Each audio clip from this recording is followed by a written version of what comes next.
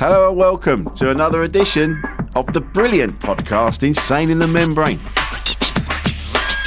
Insane in the Membrane. Hello, one and all. Continuing our celebration of 5 funny women for the month of June.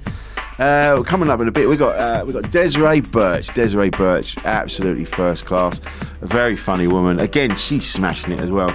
And what we're doing, we're taking some of the episodes from Insane in the Membrane and we're putting them out on the Insane in the Membrane channels because we're worried that a lot of you have missed a lot of these episodes, and they're brilliant, and we need you to get them in your ears. They're first class. So that's what we're doing. We're celebrating 5 funny women throughout June, and Desiree Burch is one of the funniest women I've ever met. This episode is hilarious. It just tells us a story of when she's sleeping with a guy who ended up gifting her something that I don't know, what a generous man. And that's not me being sarcastic either.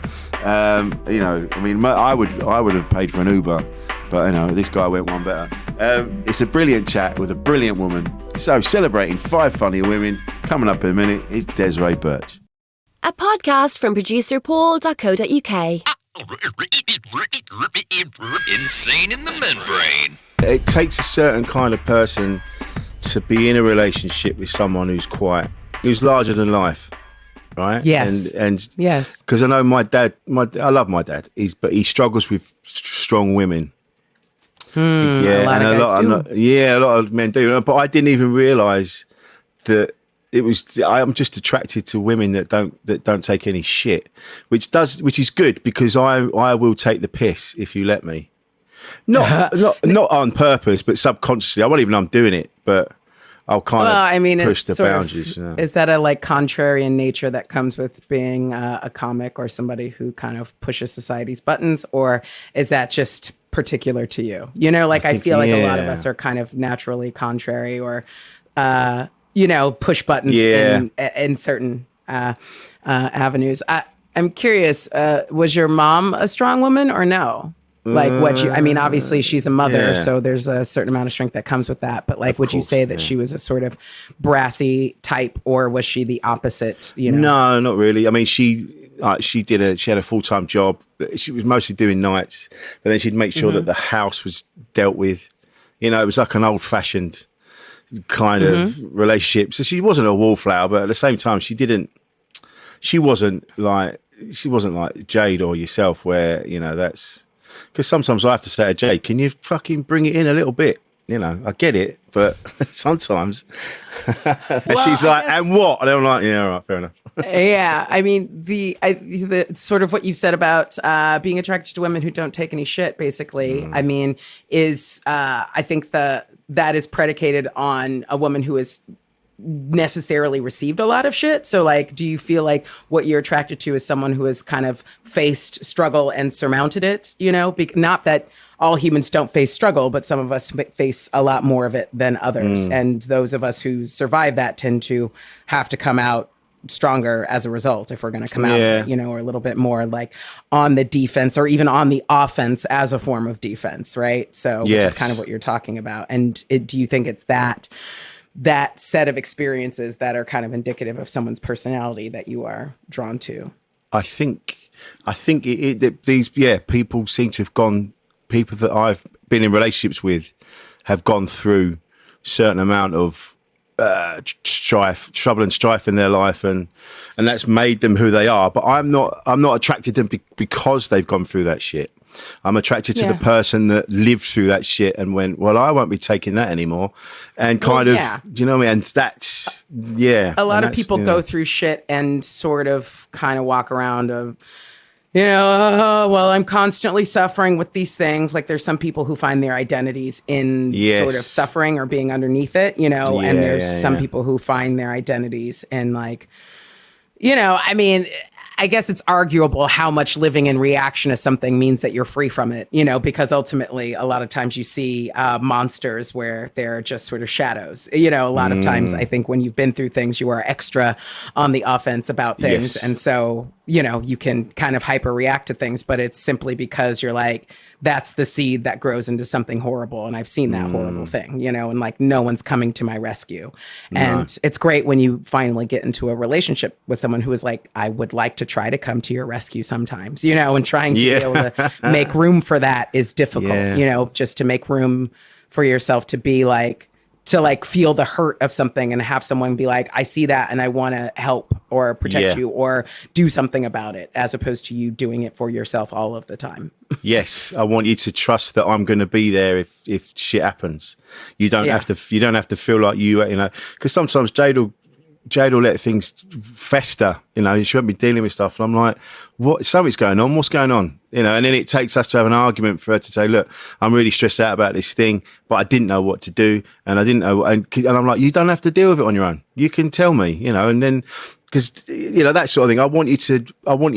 I think we do have that relationship where Jade does trust me enough to know that if the shit really hit the fan, I'd be there. She doesn't have to do it all on her own, but every now and again, it takes builds a lifetime of undoing that kind of, if you learn from a very young age that like no one's coming, which many of us do. It's just like, no one's coming for you.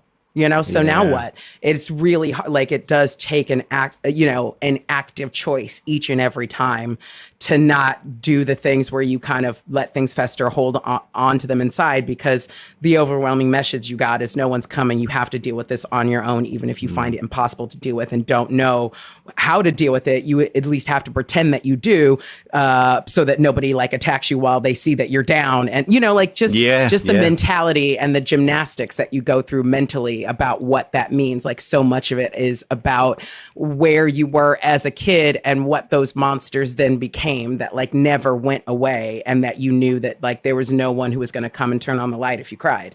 Yes. So, not to say like, oh, I didn't have parents, like I did, but a lot of us have the kind of parents who are working on the time, who have all of their own problems, who don't necessarily see those inner emotional lives and traumas and issues as being real or substantive, because they aren't, like the electricity bill or the mortgage, or the things that are material. And so, a lot of that kind of stuff gets devalued, and it doesn't leave you. No.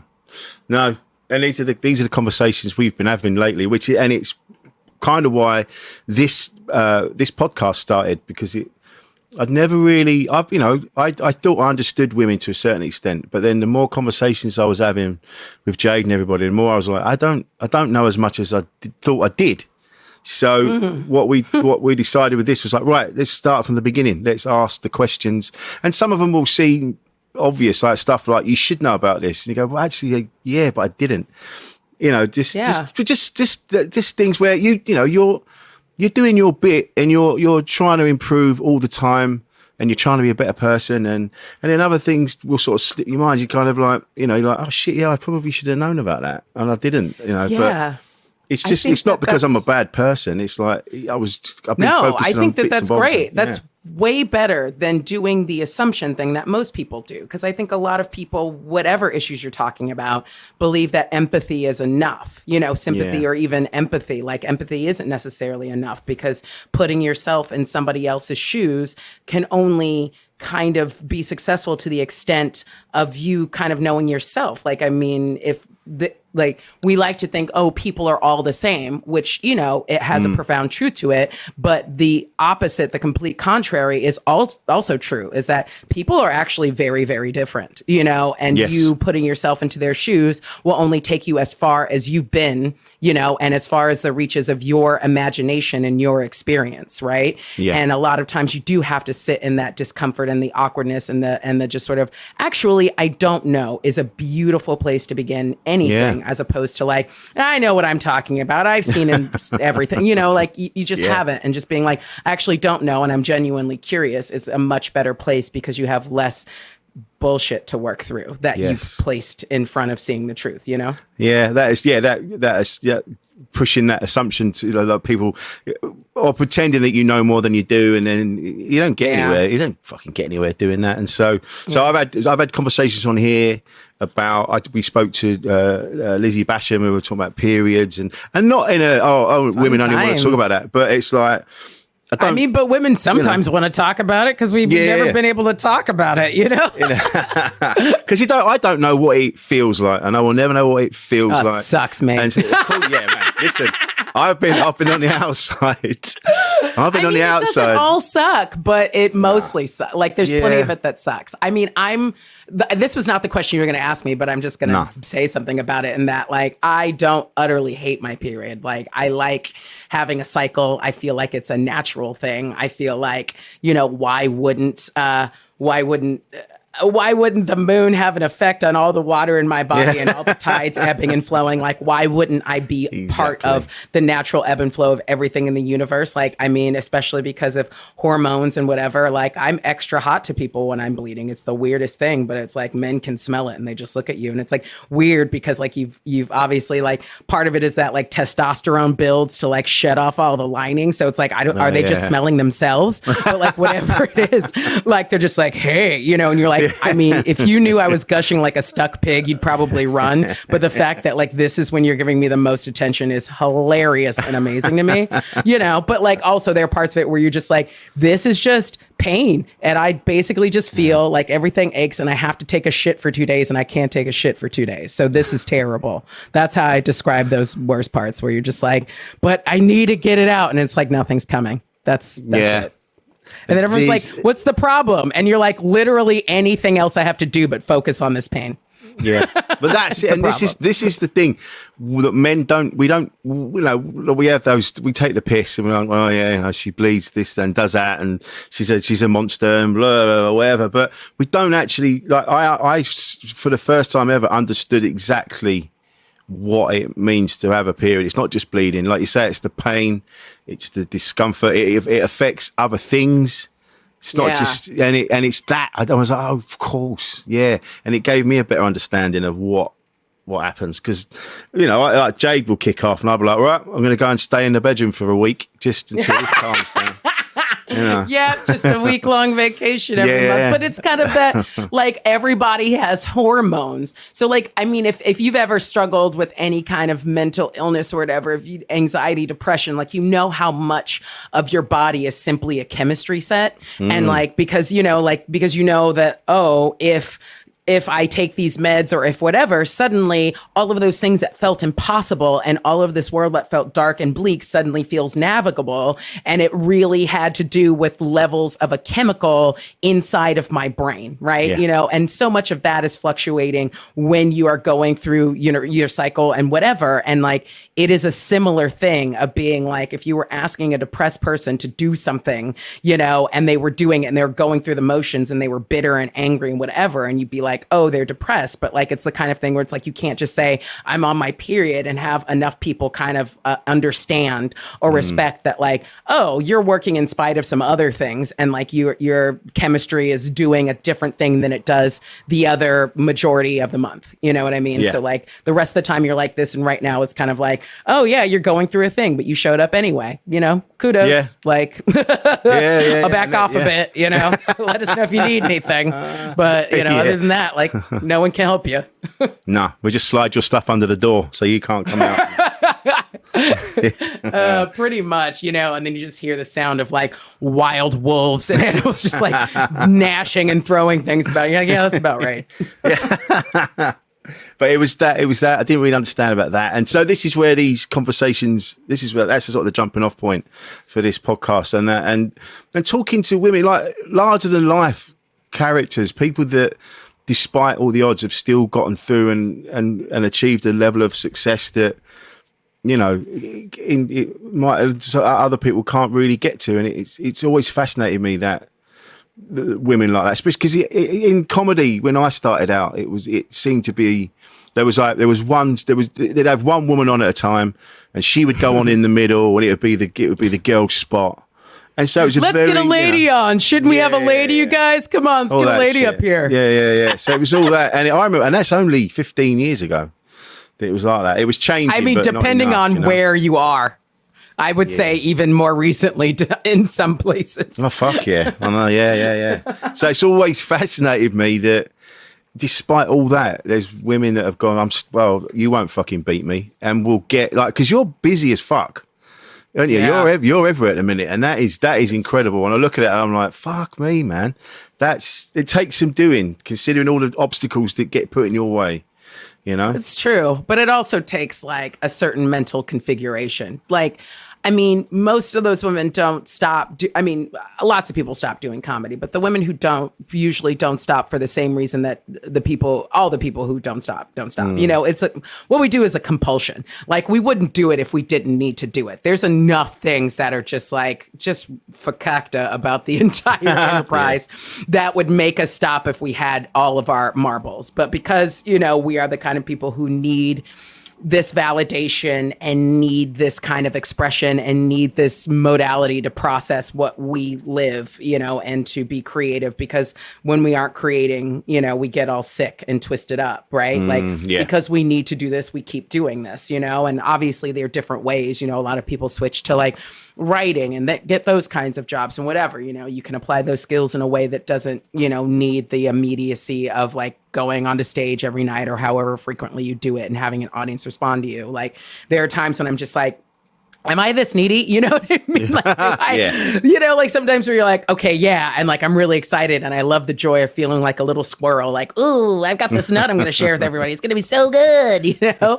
And like, and then there are times where I think all of us are like backstage, you're about to go on stage and you're like, hello, darkness, my old friend. You know, we're just like, what am I doing? Why? Basically, my job is to keep these drunk people from stabbing each other in the eyeballs and then fucking each other in the sockets. Like, you know, like that's like, you know, I definitely, this lockdown has made us kind of question the utility and the need for everything that we do. I think, you know, probably at some point or another. It's definitely shone a light on how not important what we do is. I mean, it's important to a certain extent. Everybody needs a jester at some point, but when the shit hits the fan, the last thing that people need is us going, hey. I know we run out of toilet roll, but guess what? I've got a hot take on this. You're gonna like this. Yeah, maybe you can wipe your ass with this hot take. I mean, it's weird because so much of our job, I think, can be conflated with you know, political commentary and all these other things. Like sometimes the things that you're doing are stand up, and sometimes the things that you're doing are just being asked to be funny about things that are like, you know, profoundly not, right? So, and then it's weird because then people get super upset about what comics say. And like, there is a truth in like being responsible for your words. And then there's also a truth of like, this is comedy, you know? I mean, like someone is going to get the piss taken out of them.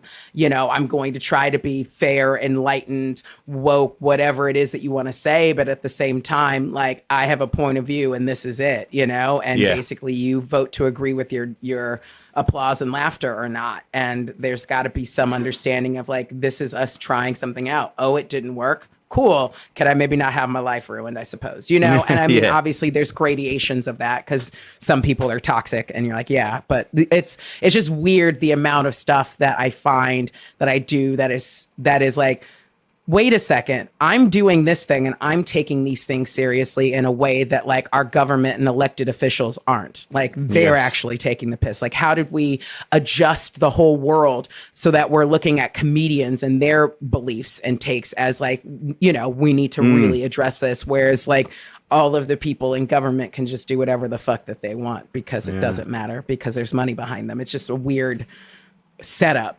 Well, yeah, you know, it goes to show you how well that they've done at skewing society. Like politicians have really done a good job on being able to get away with fucking murder, but one of us tweets something that's a little bit off or people don't quite get it, cancelled, unfollowed, you know that. Exactly. You're not getting work anymore from like the gatekeepers who are actually doing sinister shit at all times. Like when you said like getting away with murder, that's not even a figure of speech anymore. No. like literal murder. Yeah.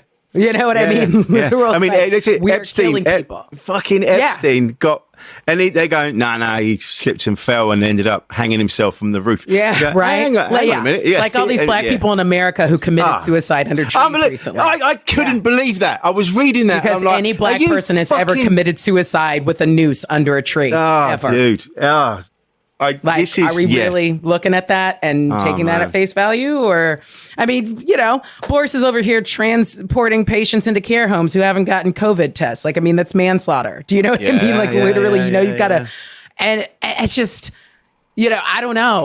Like, I know that we're all kind of nonplussed at this point by everything that happens because it's just an onslaught, and it's also like, how much can we do to fix it when we're not the ones who are making it happen? I mean, obviously these people have been elected. And so like that is the part of our jobs and holding them to account. But also, I don't know, the damn thing just got too big and we're not at the reins. So I'm not sure.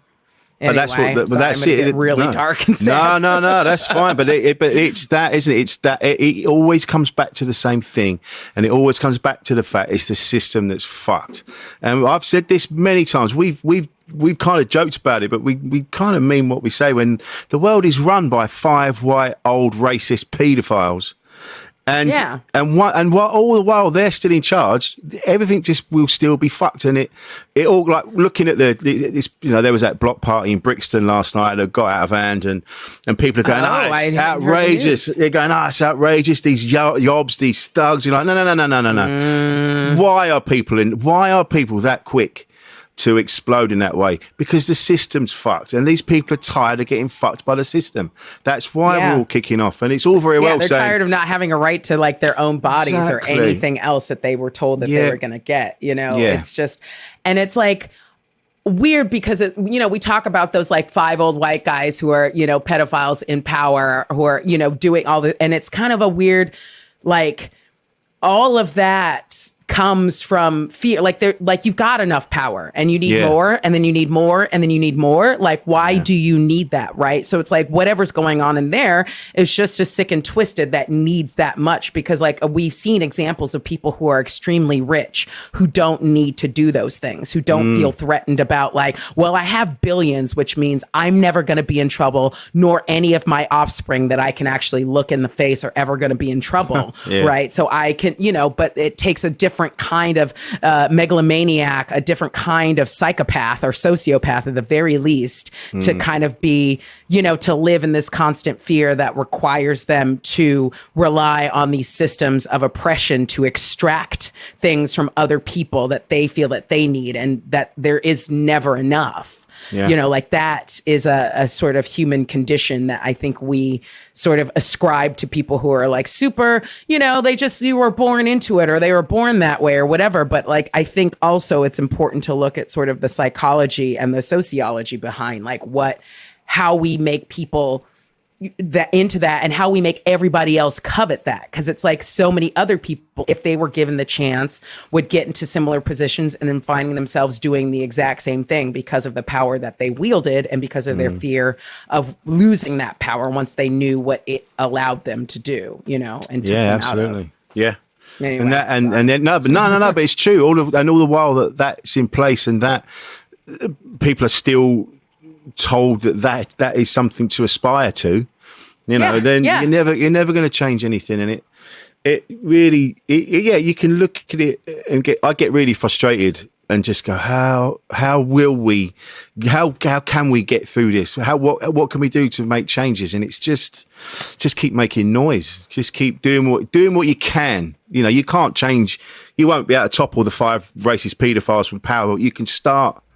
You can vote, and you can do stuff, and I don't, but I think it's the things that make tectonic monumental shifts require a violence of some sort. And I'm not inciting or advocating like a physical thing. I'm just saying like there is a violent change, or like we know this on an individual level. Like when changes happen that are actually lasting and meaningful. They are quite abrupt, violent, earth shattering, everything shifts, Yeah. And so, yes, we do need to continue like kind of doing the drip, drip, drip of all of us sort of boring away at the problem, but also like, I don't think that we see anything really shift unless there's something massive. And I don't know what that is. I mean, it seems like everything we've seen this year has just been massive. Like I keep just saying, like, I guess 2020's nickname is the Purge, because literally from like every, whether that's like actually like physical or physiological or psychological or emotional or whatever, I feel like that's all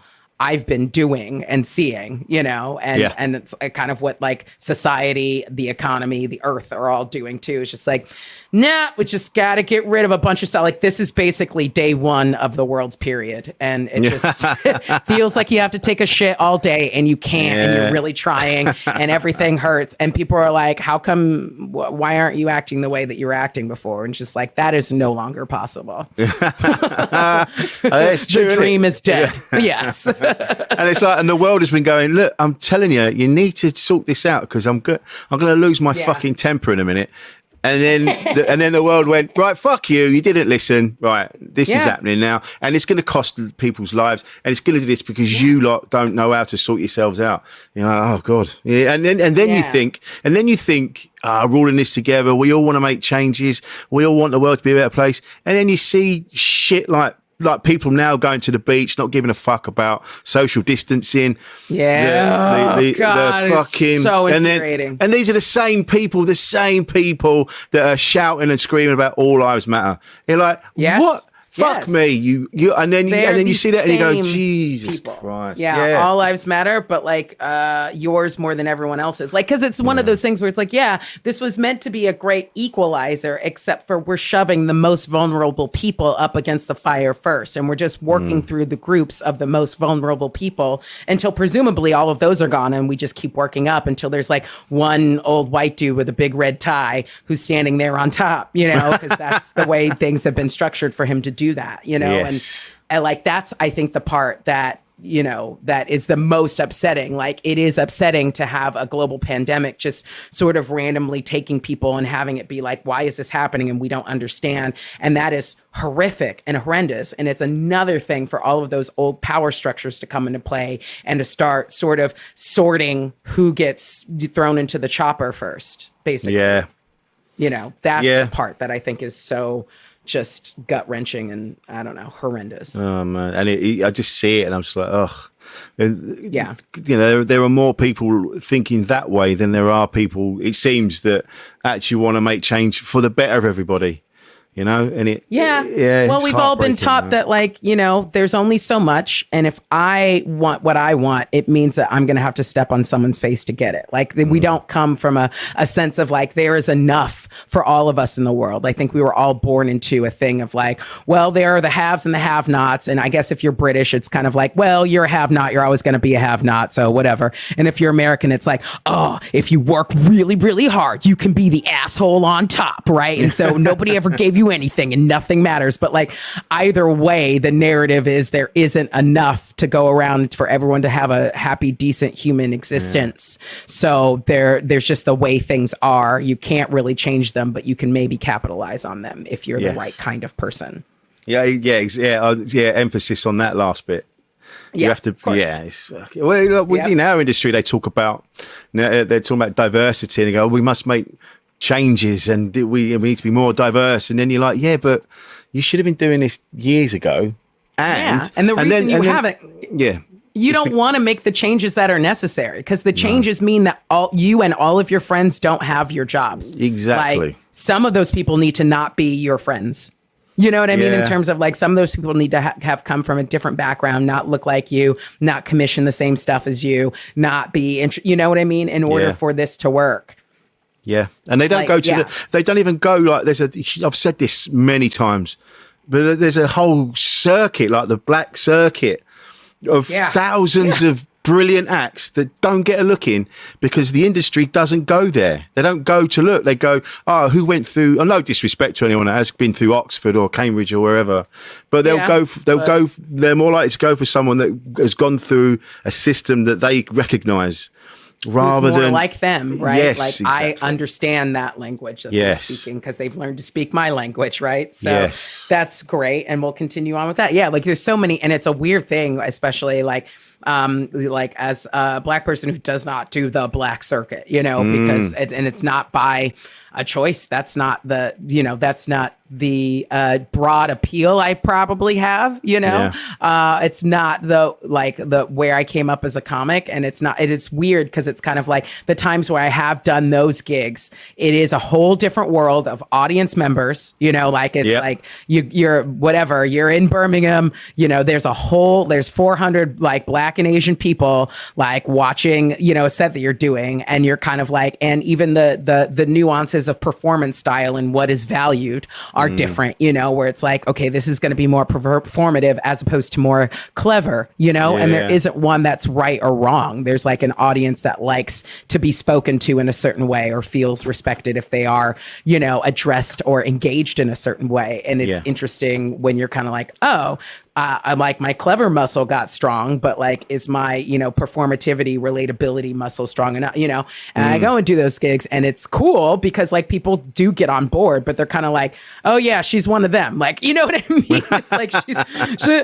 she's one of those, whatever Oxbridge type of Black ladies or whatever. And you're kind of like, okay, but then they get on board and they're like, okay, that's pretty funny. But it always feels like this weird confrontation of me trying to justify my own Blackness to myself and all of them because of what we have attributed to certain cultures and groups of people, which and what we then sort of use, internalize to identify ourselves as well. Do you know what I mean? Like, no amount of me like performing, telling jokes a certain way, talking a certain way is going to change the percentage of African in my DNA.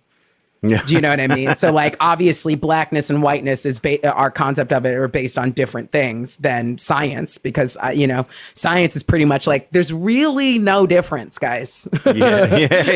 You know what I mean? Yeah, some people spark in the sun, some people tan. Like there's, it's usually about where your ancestors live. Like, why are we, but like in reality and, society, there's all these differences that we really adhere to, Yeah.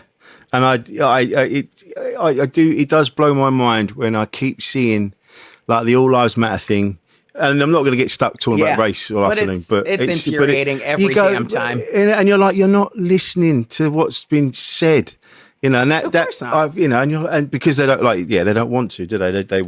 They want to be full of course not, anger and hatred and. Yeah. I mean, they want to preserve their own identities of being right. They still want to think that racism has anything to do with being a good person. And they still want to believe that being a good person is a real fucking thing. And it's not. No. Like how we all grow up believing like there are good people and bad people. And it's bullshit. Like we're all bad people and we're all good people. Yes. And it's really not about any intention. And it's about how we act, right? And every single present moment is a new opportunity to be good or be bad. You know what I mean? But like, I think people like to just be like, I found my identity. I'm sticking here. I'm not changing. And any action that I do still falls under the same umbrella of this identity that I decided that I have, rather than people are dynamic and fluid and changing beings. Yes. And you might be doing a lot of bad actions or actions that have bad consequences while calling yourself a wonderful person because like your family likes you or whatever. Like when people go like, I think it's about being a good person. I'm like, I think that's bullshit. Like, I think most people who think they're good people actually aren't doing fucking shit. No, they're just not. like being nice and docile. You know what I mean? Like, how is that good? And these are the same people that seem to be the same people. I'm just talk about stereotypes, but these are the same people that give Jade shit for her size or what she's wearing on the train. These are the same fucking people, and they're just and then they go, oh, he's a good dad. Go, no, he's a cunt to everyone else. Why is that? Exactly. Why is he a good dad? Because he's there. Do you know what I mean? Whatever, because he's there and he has like a job similar to yours and he's white and you hang out with him down the pub and that's it. Like, I thought the whole sort of obviously Jade and I have talked about all of the like being big broads and doing comedy and all the stuff that you get unsolicited from people who feel compelled to just sort of vomit out opinions and words and things that they need to lay on your body as opposed to theirs, and that you have to recall or remember that that's their shit. But at the same time, why this general acceptance that you have to wear their shit, and that people just kind of feel like you aren't conforming to the social norms that we've relegated you to. And I need to make sure that you stepped out of your place and you should get back into it. And it's kind of like, why are you jealous? Do you know what I mean? Yeah. Like, why? Don't be jealous of my boogie. Like, ultimately, like, you're living small, like you're living restrained, and you are like raging that I have opted not to do that. And part of the reason that I've opted not to do that is because I couldn't fit into that life. Like, no one would let me live as long as I was trying to cram myself into that way of being. So I decided that I was going to live over pleasing you or being in that, living in that modality of being. And so I'm doing things a different way, and it makes you insane because it's kind of like, well, I didn't have a choice, or whatever. It's like, but you kind of did. But you did. Yeah. I almost, and these same people, when they talk to me, I've had it before when they'll talk about types like what you're into, and they'll go, oh, well, Rich likes them big, almost like it's a fetish, and it's like, hold on, that's not what attracts me to people. I'm attracted to people that and they're all different shapes, sizes, whatever, and but because I like them, I don't like to be around people that are obsessed with the gym, and I don't want to be around people that are obsessed with nutrition, because that's all they fucking talk about. And I want someone who's a bit more chilled out about life in general. Well, all that obsession does is sort of belie the fear of like, yes, it's important to be like, I want to put healthy things into my body because that's good. When you're operating in a good mental space, that's kind of what you want to do the most of the time. Sometimes you're like, I want to put sugar in my body because they made this shit super addictive and it's delicious, right? But I think it's the people, like you're saying, like the sort of surface level obsessed with the gym and obsessed with nutrition, underneath that belie like a judgment, like a ferocious self-judgment and belief in self-control and restraint and ferocious judgment of other people that like exists within them. And you're like, I don't, like, that's going to be hard to like be intimate with. That's going to be hard to open up to because like, one, you're going to be violent toward me emotionally, and which means I know how violent you are to yourself, which means like, I can't like help you or love you or make you ever believe that I really, am there for you or whatever. And you're like, that's just a lot to fight for, to love a person. Like, I'd much rather, like that whole thing of like having a type, like, some of it's just going to be chemistry. Like my type is beardy bald dudes. You know what I mean? And it's just like, I've only recently noticed that. And it's just like, I wouldn't say like it's an active thing. It's just a pattern. Part of that's like, well, my dad was one. Part of it, is oh, like there's a certain, like, who doesn't like testosterone? That's usually what balding's indicative of. And I'm here for it. Part of it is, just a sort of like, a general mindset that comes with that sort of like, here's how I am. I've had to accept myself, flaws and all, which is something that I'm attracted to because I've had to do the same. Like we already have a head start in doing this work together, right? As opposed to someone who is like, in the process of like, having been stunning and then being like, I'm not hot anymore because I'm old and I don't know who I am. And it's like, oh, fuck, babe. Like, I'm 10 years ahead of that. Like, come on. Do you know what I mean? Like, I don't have time to wait for you to figure that out. Like, find another formerly hot person or whatever. But, like, I think that a lot of times we see the surface level of something, go like, oh, it's a fetish or a type, as opposed to seeing what usually lays underneath that, because every so often you find somebody who has those personality traits, who doesn't look like that, who has a different set of experiences that led them there. And you're like, cool, and I'm also attracted to that person too. But normally, socially, they tend to look like this, which is great. Just saying, fat bitches are cool. Yeah, I've always like we're highly capable. So. Yeah, I mean, we're fucking good in bed because unlike hot chicks, we got to try. So like, I just say there's a lot going on people don't see. I've definitely had a good time. I'm not gonna lie. It's been a good time. I've had a good time. Yeah. It's really Yeah. nice. And people But, don't know why you just sit there and smile and laugh. And you're like, I don't need to fucking know. This is good. Nah. But it is funny. Because Jade and I were out the other day and I saw I see this quite a bit. I saw that there was an older couple and she looked great. It looked like they're only walking the dog. But she looked great, and she had these accessories going on, and she looked really made an effort. And then he was just wearing this shitty old shirt and a pair of shorts, and I'm like, that's the guy that goes, yeah, she doesn't fuck me anymore.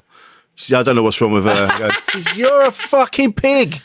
Yeah, because you effort, mate. generally stopped caring, 'cause I think that effort feels like a superficial thing, but underneath that, again, is usually like, oh, because you're depressed and your sex drive is really diminished anyway. So like you are pointing the finger at other people when you actually don't want to deal with what's going on with you, and that clearly this is indicative of inner turmoil that you aren't dealing with. And so like, yeah, maybe she doesn't sleep with you because like it's not fun for her to do all the work and you not be giving anything or being vulnerable or open or intimate at all, Yeah. Like, and maybe she's working really hard. Do you know what I mean? You can too.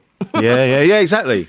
But it is funny, like I said to you about when Jade and I there've been comments online, people who take the piss and like, like I say, people. they, like, yeah, all I know, people like, are trash. They are. But talking to me like I'm weird. Like, they go, oh, yeah, because you like them big. And you're like, what? One, that's offensive. Two, go fuck yourself because you like the little petite blonde who's got nothing to say.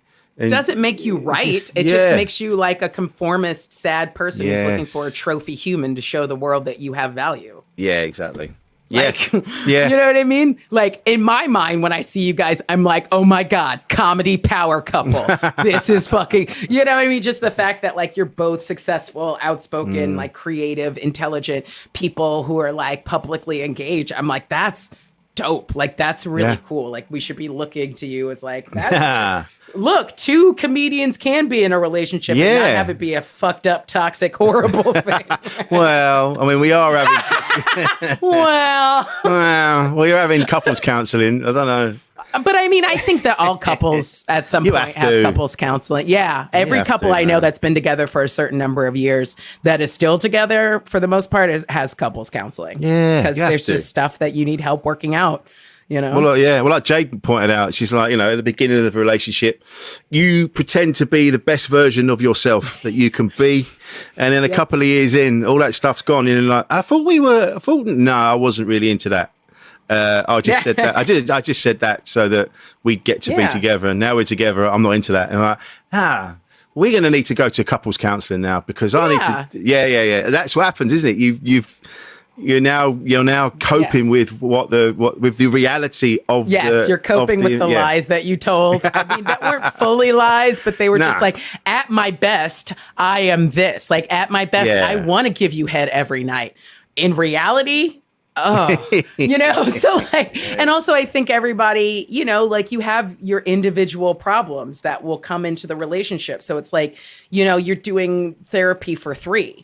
Do you know what I mean? It's kind of like for the couple, the unit, and also individually, you have changed on your own and in with and because of each other. So it's like even more complicated than it would just be on your own, Oh yeah, absolutely. And now and it's figuring out that all right, a lot of that stuff was fabricated at the top there, but now is there enough to still be is there enough of the real stuff to keep us interested in each other? And that's I think there is. We've I mean, we're working it out. Yeah. We're working and I mean, out. whatever. I think that it sounds like you're being communicative and honest, which is the most important thing. So it's like, I might not smell like jasmine perfume every day anymore. I was just doing that to like impress you. And because I didn't want you to see the real thing, because I was afraid if you saw me, you would never actually love me. And then you're like, well, that sounds like a problem for therapy. Plus all the shit you bring to the relationship. It's like, yep. It's hard being. I think if we get to the understanding that being a human being is fucking weird, we'd figure out a lot more stuff. You know. Yeah, and also society is weird. Like, if you didn't feel fucked up about the world as it is now, you're fucked up.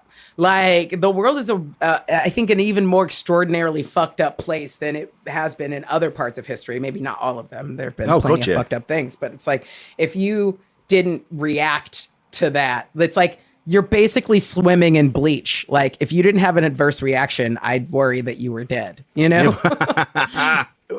We're talking now about a lot of men are being outed for being sexual predators and that sort of thing, and which needs to be done.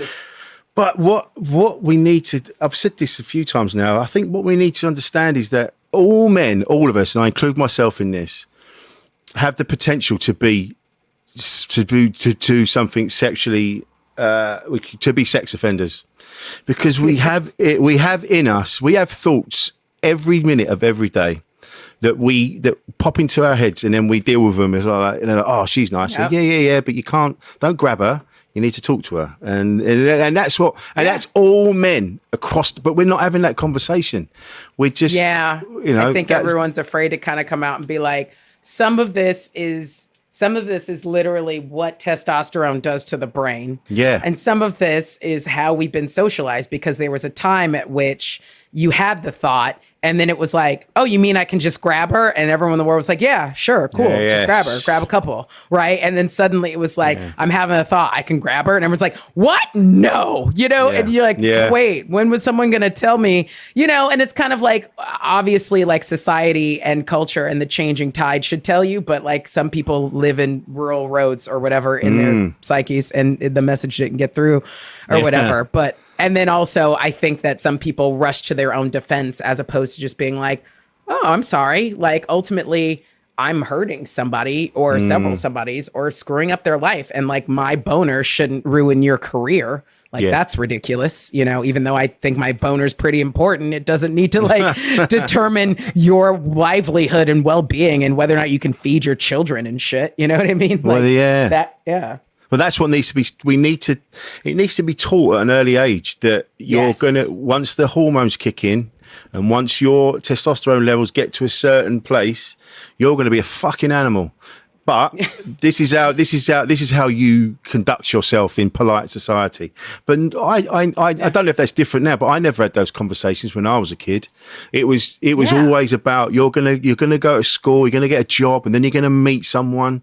It's going to be a woman because you're going to have kids. Yeah. And it was all that sort of shit. It's going to be a woman because that's what we've said. Yeah. And you're going to have children. And and there's no conversation about, you might want to have children, but the person you meet might not want to. Just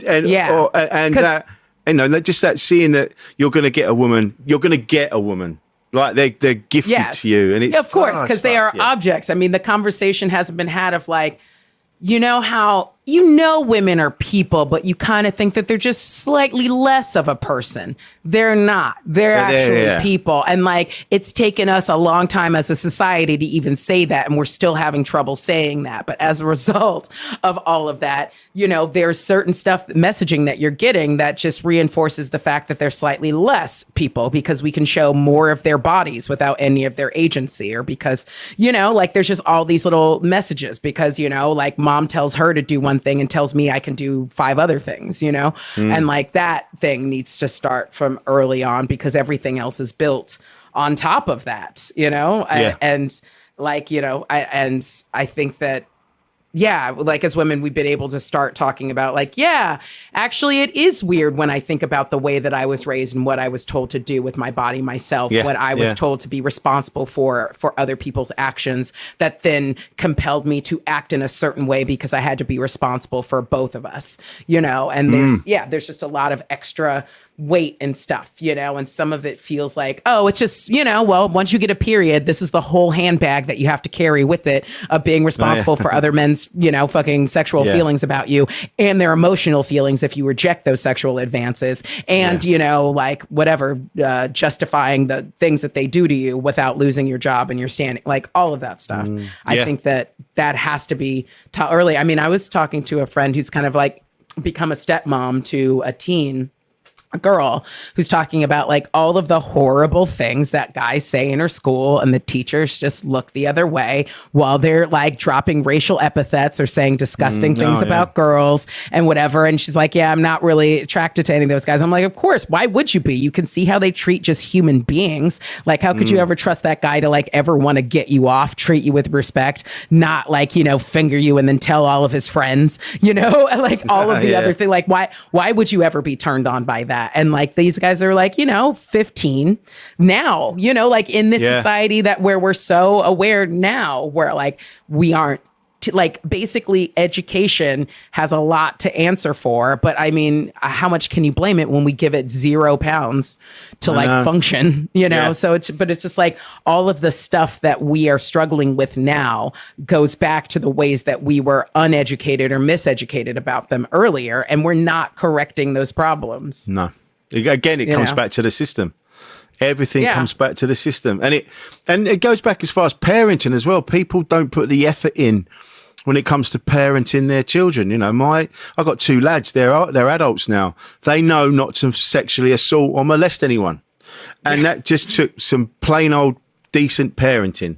You know, I've not been great in my life, but when it comes to my sons, I've done a pretty good job. And that's all it took, was to educate the boys. And you know. So when you were I know you were parenting them their whole lives, but was this about like, we're going to sit down and have a talk? Or was this about like catching them in the middle of certain behavior and being like, no, we got to correct this and deal with this now? Or was it like pointing at examples of things that you were seeing in media or on the street in real life and being like, so this is what you don't do and this is why you don't do it? Like, how do you feel like you were able to most effectively get that message across to them? Or did it just have to be repeated a bunch of times in the way that you modeled behavior for them or called certain things out? Like, I think it was a lot of different stuff. There was, because I split up with their mum when they were very young. So they were aware of other relationships. And so they'd ask questions about that, like, where did you meet? And so from the conversations you'd have with the boys,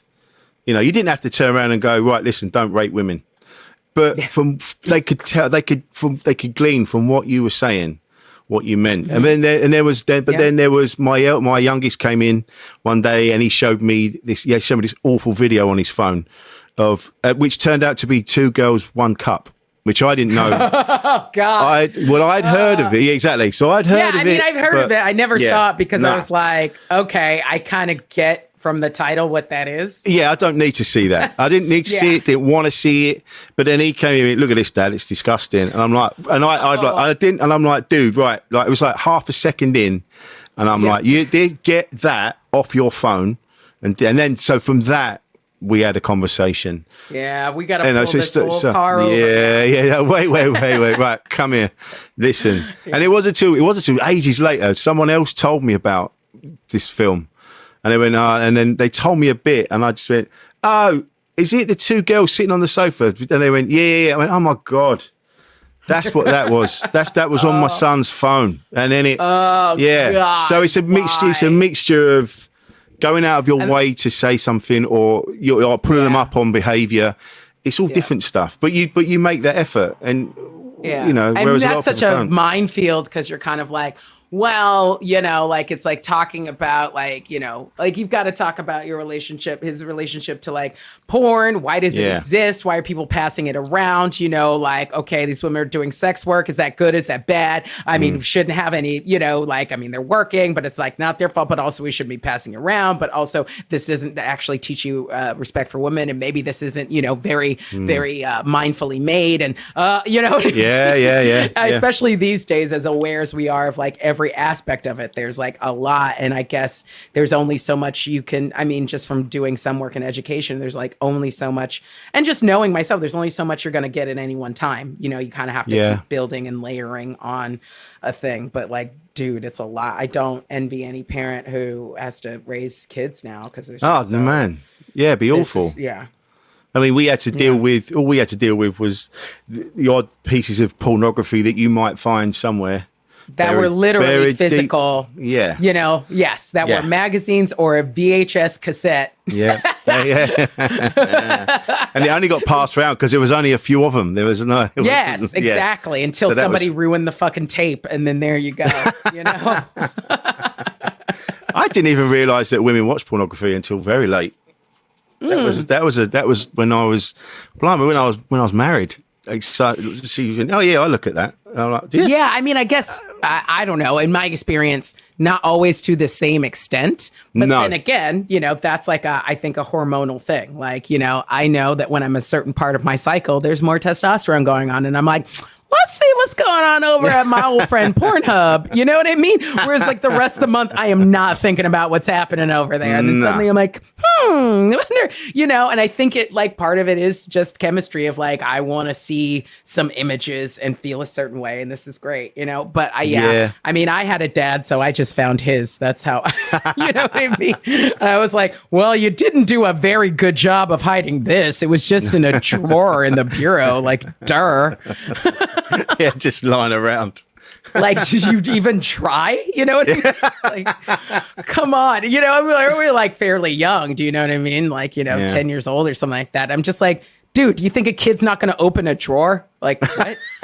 Just because it's not the top one? Like, what? Yeah. We're gonna snoop around, Dad. You got to make an effort. Yeah, man. you're at work all day, plus the commute. We're not. We're definitely snooping. Like, please, get a lockbox. Yeah, that's definitely. You're right though. I know. I got a few years ago. I was really depressed, so I got into porn in a terrible way. But just that I wasn't even doing anything. I was just looking at it. Just Isn't that the worst when you're Yeah, you're like, no. I've wasted hours now just looking at segments of videos. Like, I Yeah. haven't even touched myself at this point. Like, this is just, what are we doing? Like, I it's know. not even like a Netflix binge. Like, it's not it's like, just nothing. Just nothing. yeah. No Every nutritional so often value. you come across like a good one where you're like, wow, that was actually like a quality porn. Like, I feel like everyone got paid and respected each other. And, That's it, you know, yeah. like there was non-traditional bodies. That was cool, you know, but mostly it's just fucking garbage, you know? Yeah, I know. It's just absolutely. What you go? Oh, God. Yeah, there's a lot of And you're like, oh my God, what time is it? It's 3 a.m. I'm gonna, you know. I'm going to be so tired. I've got to be up at 7. Yeah. Wasted my time. No excuse. Yeah, didn't even. Yeah, and then the wank that you have is like the shamiest wank. You know, like it's just Yeah. the worst. Like where you're like, I came, Just to clear get- history, close the laptop. I know, and even worst. even the orgasm's like, oh, come Yeah. on, man. Yeah, it's like Really? quick and fast, and then you're like, no one look at me. It's the worst. Yeah, I'm done. Yeah, I don't need to do this again. I guess I got that over with. Yeah. Fast forward 12 hours. I'm like, this again? Come on, man. Fuck's sake. But I admire, like Jade will say, like, she'll like, it'd be like, she's like, I haven't come in ages. I'm like, how have you not? She's like, I just don't think about it. I've been busy. And I'm like, whoa. Yeah, it is a Fuck. thing. Yeah, it is a thing where it's like there are times when you just don't think about it. You're busy and it's not. And, you know, I think that there's the chemical biology, like the chemistry, and then there's the biology of like, if I had to hold my dick every day or look at it to like pee and do stuff, I'd probably think about it more. But because everything's like tucked away, I'm just kind of like, oh yeah, I've been busy. I don't know. I mean, it's not giving me any problems, so it's fine. Until suddenly, like, then I'm thinking about it a lot more, you know, and it really, for me, usually coincides with like, you know, hormonal things. But, you know, just don't even think about it, which I know is weird. But it seems to be, Jade and I talked about this earlier about, it seems to be all, because men, as soon as the testosterone gets out of control and the hormones are kicking in or whatever else is happening and all the chemicals are raging inside of us, it seems to be that all the decisions men make are geared towards somehow getting sex somewhere, having sex somewhere, something sexual. Even like the most successful men in the world, like, oh yeah, and then I'll get this, I'll be so successful, and then all the women will come, and then I'll be able to have all the sex, and that just seems to be on every level. It's so funny to me because, like, while guys are in that pursuit, like, literally everything else comes second, like, including logic or, like, any sense at all. And then immediately after, they're like, oh, I gotta be at work in 5 hours. Like, just like, I've been proposed to on multiple occasions while a guy's been trying to, you know, and I'm just like, what are you doing? And then later it's just like, I can't get a return text. Like, but, It's true. When you're the difference in the before and after. Honestly, when men are in the zone, there's no talking you down. And I've been guilty of this. I've been saying all manner of stuff to go. Yeah, a guy gave me his car. He was just like, no, you take it. Because he was super drunk. He's like, I don't even need it. Take it. I don't even care. Whatever. I'm gonna see you tomorrow anyway. We're gonna get married. Gave me his fucking car. Meanwhile, I'm looking at this fool in the rearview mirror, like, did he just give me his car as I'm driving myself back to where I stay? Like, just crazy shit. And then the next day I wake up to like 25 missed calls as he woke up and was like, so are you gonna call me back? Where's my car? And I was like, yeah, dipshit. I drove myself home after we hung out. Your car's in the parking lot. Because you're a fucking idiot. We're not getting married. And yeah, when do you want to come pick it up? Yeah. Like, it's true. It's true. It is. I remember. I read. I can't remember who said it, but they said when their sex drive sort of wore off a bit, it was like being unchained from a madman. Yeah, just it's just, and it is. I've definitely been guilty of it when I was younger. That an attractive woman being amongst everybody, and you're trying to make. I didn't even. It's not till later on. I'm like, oh shit, yeah, I was doing that. There was a girl that was with us. She's like, all you did all night was like trying to put yourself in her vision, in her eye line, so she could notice you. I'm like, no, I never. She's like, you did, you fucking idiot. It's like, I've got the CCTV footage. Yeah. Do you want me to roll it back? There you go, there, fucking peacock. Literally, look at your state of you. You might as well have your dick in your hand, you fucking animal. My God. But I still get blown away by the people that still, like, I see this all the time with, the sliding into DMs and asking for pictures of feet and I'm like, and it's relentless. It's relentless. Yeah, and you're just like, what are you doing? I guess my only sort of way of even, like, I can understand that from a distance only, I think, because of like the thing that can frequently happen to us in the lead up to bleeding, of just being like, like when you're having all of these very real and founded feelings about things that like definitely are like, I'm very upset about that, and I'm very sad, or I'm very angry. And then then you bleed and you go like, oh, when you kind of go like, I guess hormones were playing a part in that. Like, I probably would have that same reaction to that thing, but not to the extent that reaction was overpowering or all consuming or whatever. And then you go like, yeah, hormones are a hell of a drug, Yeah. And that's what needs to, this is all the things that need to be talked about more. The fact that rather than teaching us out, like Jade using an example of, she doesn't know how to pay her taxes, but she knew how to grow cress out of cotton wool. There's this mad shit that, that weird English thing that they teach us when we were kids. And that, we're going to teach you all you need to know about Hitler. Yeah, but here's how to grow cress. You're like, go to the Tesco across the street. What are you talking about? This is it. So they were teaching us all this, just this bollocks. There's a lot of old shit, but they don't really teach you how to deal with the like you said, the chemistry set that is going off inside you on a daily basis. Yeah. Or just to be aware, like awareness usually is the beginning of any kind of change. Just to go like, this also happens, and like to be aware of something without being ashamed of it, like it's hugely powerful. To be like, yes, like having this testosterone means I feel like I'm chained to a madman, and every time like I see a girl I fancy, I just feel like consumed by a desire to do something, because it's like you're not an animal. Like we are all animals. So that's going to happen. But just being able to go like, that is happening. Like, it's a kind of thing that like, if you ever do any sort of like, I definitely had a lovely experience with hallucinogens in college. I was like a beetle for a semester with a group of my friends. But like one of those things that like people were like, oh, you had a bad trip. And you're like, okay, yeah, sure. But like the thing that always rescues you from that is the awareness of like, this is a drug. It will wear off. Yes. Right. So all I need to do is be present here, try to take care of myself, be mindful, survive. Right. Yeah. Same with chemicals. Right. Same with the sort of hormones. Like, this is a drug. It will wear off.